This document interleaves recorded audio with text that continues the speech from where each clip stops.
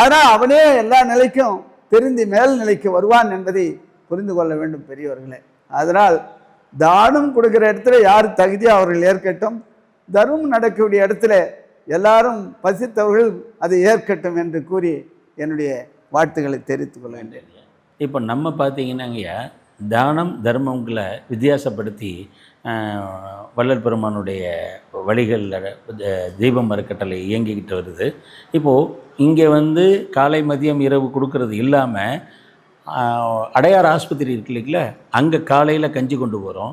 கட்டிட தொழிலாளிகள் காலையில் பணிக்கு போகும்போது பசியோடு இருப்பாங்கன்னு அவங்களுக்கு கஞ்சி கொண்டு போகிறோம். அதோடு சேர்த்து அடையாறு மருத்துவமனை, புற்றுநோய் மருத்துவமனையில் பேஷண்ட்டுக்கு கஞ்சி கொடுக்குறோம். கிட்டத்தட்ட ஒரு 70 பேர் 75 பேர் சாப்பிட்றாங்க. ஸோ இதுக்கு இல்லாமல் மதியமும் அவங்களுக்கு உணவு கொடுக்குறோம்.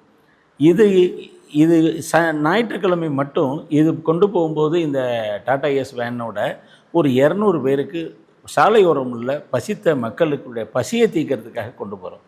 ஸோ அதுக்கு ஒரு விஷயம் என்ன அப்படின்னீங்கன்னா, இந்த தான தர்மம் வந்து பிரித்து தீபம் அறக்கட்டளை பண்ணிகிட்ருக்கு. அது மட்டும் இல்லைங்கய்யா, இப்போ நம்ம செஞ்சி தர்மசாலையிலேருந்து ஒரு வேனை போட்டு அங்கேருந்து நம்மளுடைய அரசு மருத்துவமனை, செஞ்சி அரசு மருத்துவமனையில் நானும் ஐயாவும் அது வழியாக போகும்போது பார்த்தோம்.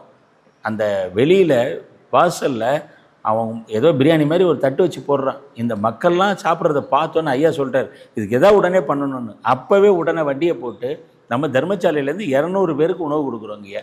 தினமும் இப்போது கிட்டத்தட்ட 4 மாதம் ஆச்சு. டெய்லி மினிஸ்டர் மஸ்தான் ஐயா தான் அதை வந்து திறந்து வச்சார்.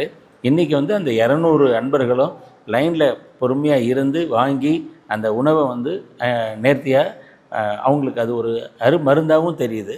சிவாய் நம.